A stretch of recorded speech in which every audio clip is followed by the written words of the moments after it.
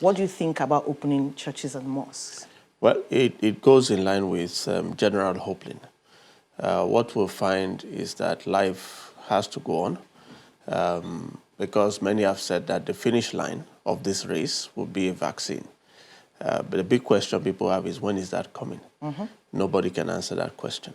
So that's like running a marathon with no finish line. People get tired.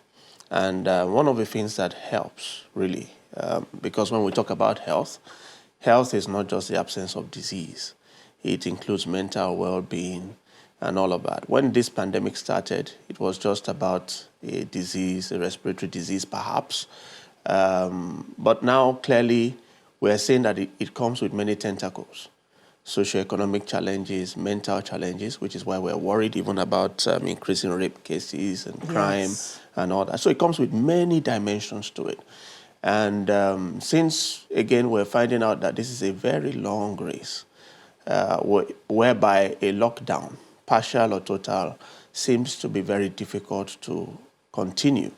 That's why different aspects of life are being hit, including the churches and mosques. And perhaps the way to then look at it is to say, what role would they play? Mm-hmm. You know, first, in addressing the concerns that people have about that, is that it's considered by many that those are high-risk environments. Okay, and why would they be high risk? Actually, you have a high risk in terms of COVID-19 when you have close contact, when you have close spaces, and when you have crowds.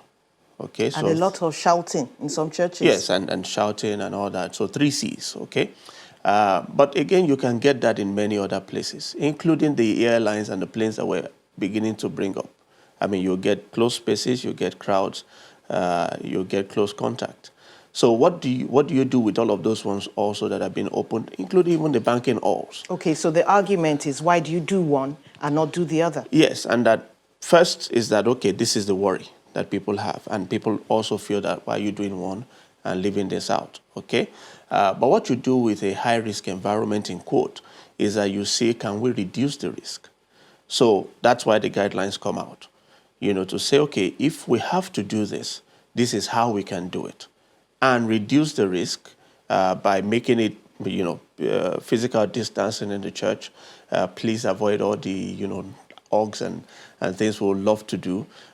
Please keep the windows and the doors open instead of a closed place with the AC on. So those are all guidelines to reduce the risk. So the next side of it is to say, what role for them? Since we know that health is not just about the absence of disease, it's also about mental well-being and all that. This disease has come with tentacles, like I said earlier, which includes hopelessness. You know, people are really mental tired. disturbance, They are hopeless. The economy is bad. People are losing income, afraid of losing jobs, or have lost it already. And these are all things that the mosque and the churches really serve and so deal you with feel very the well. camaraderie can help keep people's spirits up? Yes, they do things that we have not actually given enough credit for. You know, they help people gain resilience in a way that we probably cannot achieve, you know, otherwise. And for me, the way I see it is that, you see, if we can't but do it, then we should look at what is the positives that can come on board and not just be focused on the negatives, okay, or possible negative, actually. So apart from, you know, having a good time and feeling better about ourselves and each other, what else can such gatherings do? Now, the leadership there is credible to the followership. Okay, one of the problems we have is that in managing this disease, we need to manage human behavior. Now, that is difficult to manage when people do not believe you, when they are no longer following what you're saying. And I think we're seeing that on the streets. So the other positive you can bring on board is to seek the collaboration of the leadership of these religious places to help pass on the message that the battle is not over. Please be cautious. Please follow the guidelines that you are being told. Yes, indeed, those figures are real. Yes, indeed, there are real people who have had this condition or the other. And actually, many of those religious leaders would know some of those people. Because when we're in trouble, we talk to them. Okay. You know, so tell the people these things are truly so.